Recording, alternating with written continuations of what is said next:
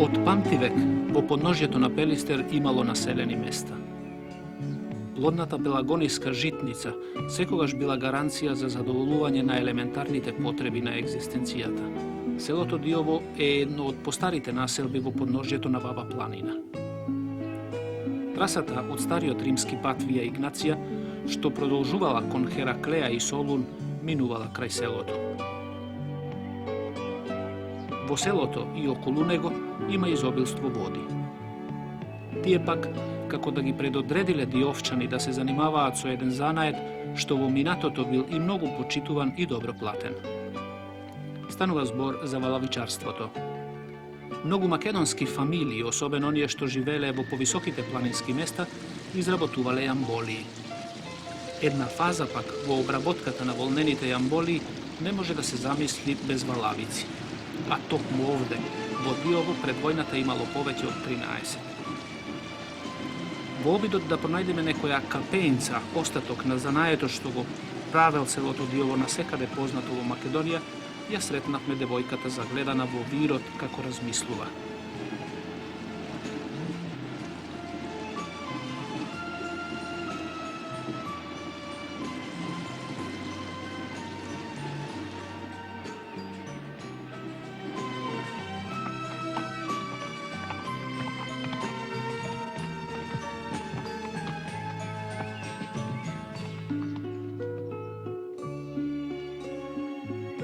И крај селото Брузник, низ кое минуваме со нашиот карван, веројатно минувал патот Вија Игнација.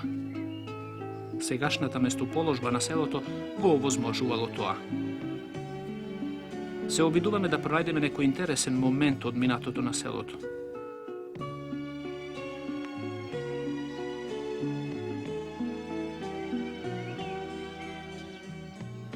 Во тоа ни помага 83 годишната баба Ленка Талеска. Пред војната, вели таа, во селото имаше 25 воденици. Дел од нив беа мали фабрики за мелење брашно. Големо беше нашето село. Сега одва има 130 фамилии со околу 450 жители.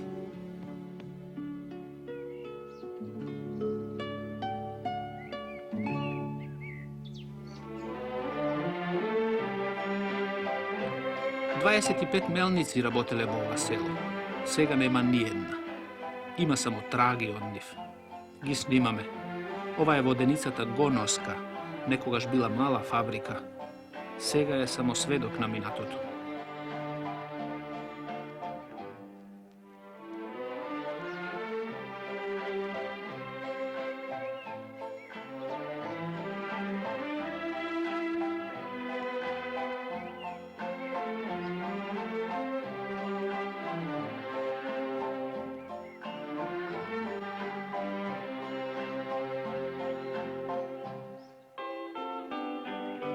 Римскиот пат Вија Игнација ни раскажува магистерот археологот Томе Јанакиевски ја следел трасата на еден стар македонски пат, по кој многу векови пред доаѓањето на римјаните се одвивал сообраќај меѓу приморието и внатрешноста на Ирирските земји. Така стои во описот, зачуван кај грчкиот географ и историчар Страбона, што живеел околу 63 година пред новата ера. Патот од Брусник кон Лавци минува низ неколку доста големи и стрмни превои, низ кои слегуваме и се качуваме по разбрануваното подножје на Баба планина. Лавци се наоѓа на 4 километри југозападно од градот Битола, на 750 метри надморска височина. Улиците му се доста широки, а куќите високи и убави. На сред село се крива споменик на паднатите лавчани, борци во Народно-ослободителната војна. На споменикот е испишано: народ, задоен со борбата за слобода, никогаш не умира.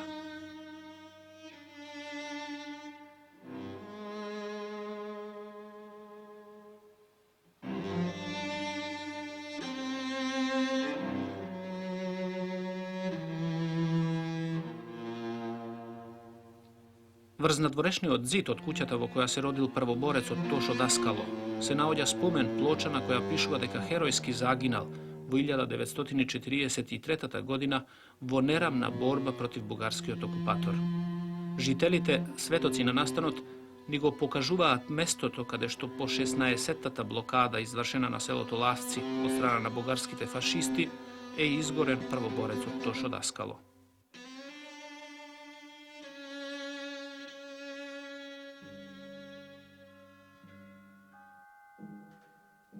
Античкиот град Хераклеа Линкестида кај Битола е еден од најзначајните градови во античка Македонија. Основан е во средината на 4. век пред новата ера од Филип II Македонски како стратегиска точка. И навистина, по изградбата на римската магистрала Вија Игнација, градот Хераклеа представувал една од најважните попатни стратегиски станици. Во своето 1000-годишно екзистирање, без прекин, од средината на 4. век пред новата ера, кога е создадена до крајот на 6. век од новата ера, кога е разурната, минал низ 3 историски периоди. Хеленистичкиот, римскиот и рановизантискиот. Откриените споменици покажуваат дека Хераклеа во сите 3 фази од развојот бил високо цивилизиран град, особено по освојувањето на Македонија од страна на римјаните во средината на 2. век од новата ера. Како центар на плодна рамница и како важна стратегиска точка на Вија Игнација, Хераклеа во времето на царството ужива статус на колонија.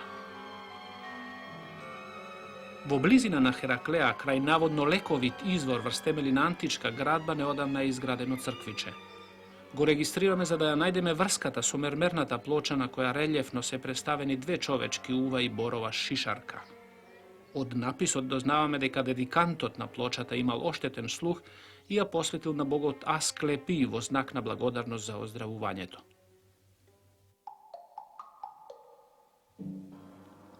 Од римскиот период во Хераклеа е откопан портик со почесни и вотивни споменици, терма и римски театар. Последниот е во фаза на истражување, ни вели магистерот археолог Томе Јанакиевски. Но сакам да споменам, продолжува тој, дека фигурава што представува артист лакардијаш, пронајдена во амфитеатарот, зборува дека во него се играле покрај сценски дела уште и комедии. Фанула Папазоглу во својата докторска дисертација Македонските градови во римско време, која доста ни помогна во конципирањето на серијата, ќе забележи дека за степенот на развитокот на едно општество важен елемент представуваат парите.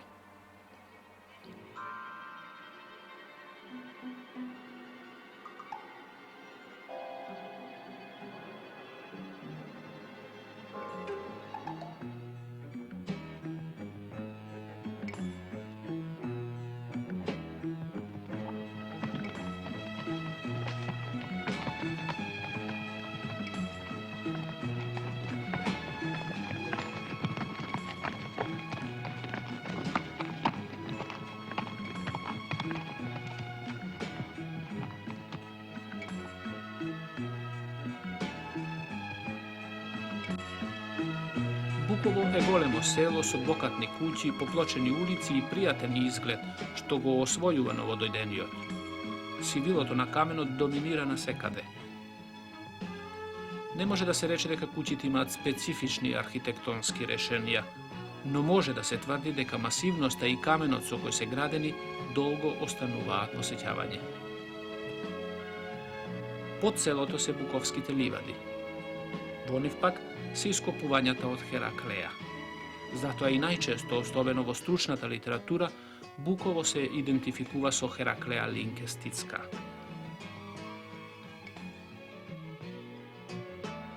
Александра Поповска ни покажува глава од мермерна машка статуа, пронајдена пред 40 години, при ремчењето на лозјето во атарот на Хераклеа.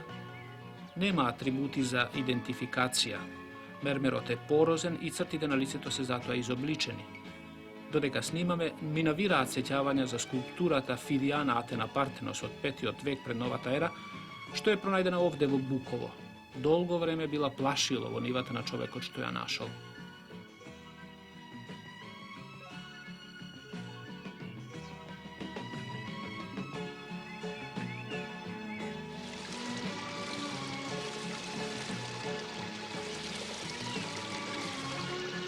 И овде во Буково, како впрочем и низ цела Баба планина, вода има во изобилство. А веќе рековме, Пелагониската котлина е прочуена како житница.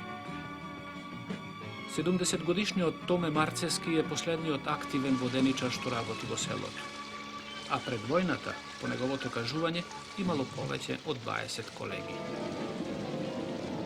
И името на селото Буково е сврзано со воденичарството.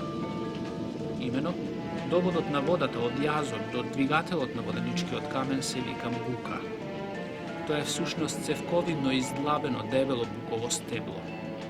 Оттаму и името на селото ни објаснува Чичко Томе Марцески.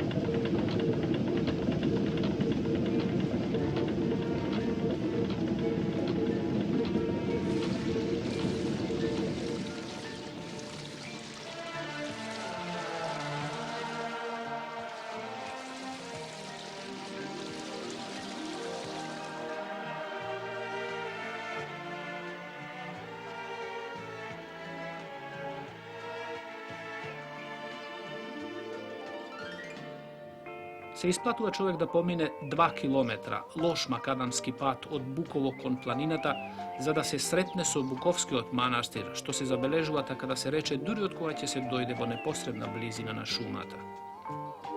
Сместен е на блага падинка сред стари букови стебла и изобилни извори студена вода.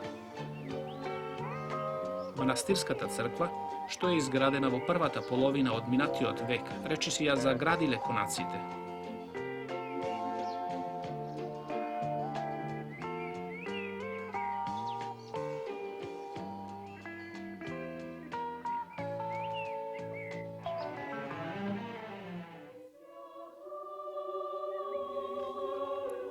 Внатре во црквата нашето внимание го привлече дрворезот на дел од иконостасот и една многу стара икона. Интересно е да споменеме дека во почетокот на овој век манастирските конаци, заедно со буковската корија, како место за одмор ги користеле многу конзули од Битола. Еден од нив бил и рускиот конзул Александар Росковски, кој, слегувајќи со пајтон од буковскиот конак, несреќно бил убиен.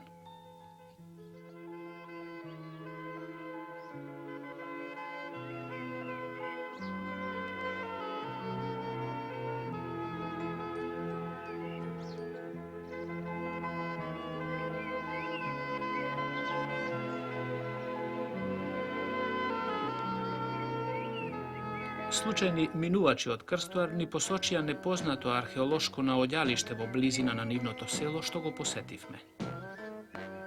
Археологот Томе Јанакиевски мисли дека е тоа архитравна мермерна греда, најверојатно од ранохристијанска базилика, чии контури се насетуваат. На одделни места има траги од малтер и камен, како и покривна керамика. Во секој случај, потребно е натамошно археолошко истражување, вели тој.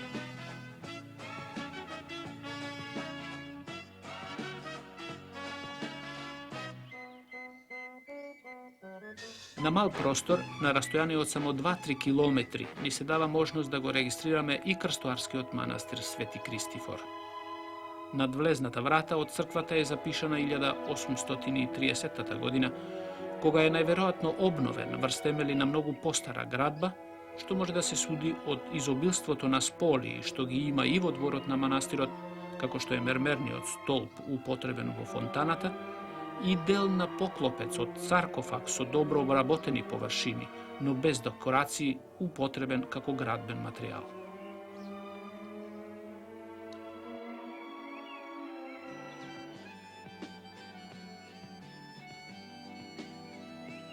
Грчкиот историчар Полибие, што живеел во вториот век пред новата ера и кој напишал повеќе од 40 книги за ширењето на римската власт над народите околу Средоземното море, го направил и првиот опис на римскиот пат Вија Игнација, по кој нашиот карван патува.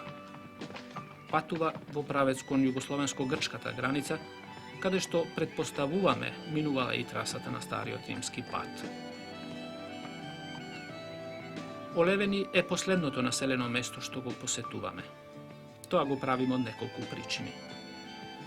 Најпрвин, да ја регистрираме римската мермерна стела, вградена во зидот од сегашната гаража, а поранешна појата од куќата на Стојан Трајковски. На стелата се релефно прикажани 3 човечки фигури, неколку пати премачкувани со боја.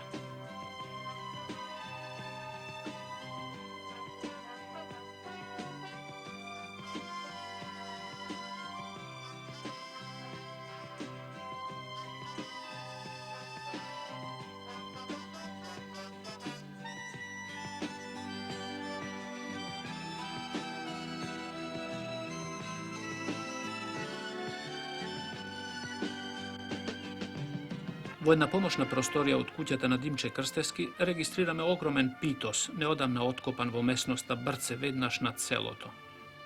Домаќините го користат како силос, собират точно 500 килограми жито.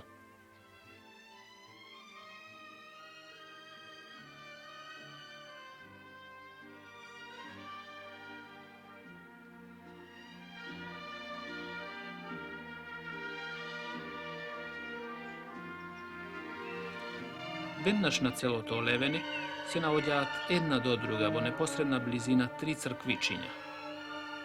Ние го регистрираме најразурнатото, се вика Света Ана. Внатре, во десниот зид е вградена римска женска мермерна статуа на која и недостига главата. Површината на статуата е оштетена како последица од лепење запалени свеќи.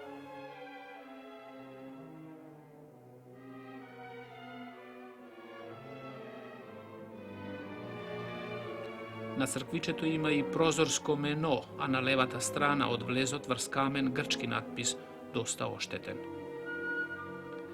Најверојатно, сите наводи што ги регистрираме во селото Олевени потекнуваат од помала античка населба, што постоела во римскиот и рано-христијанскиот период.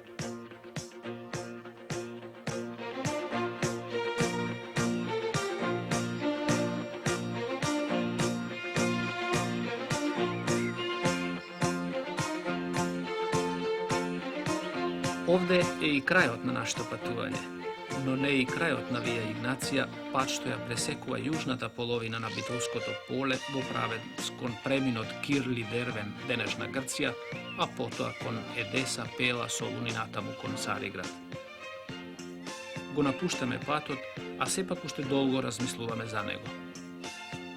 Вија Игнација ги преминува границите на нашата земја и како пат, и како археолошко наоѓалиште, низ кој животот течел непрекинато со векови.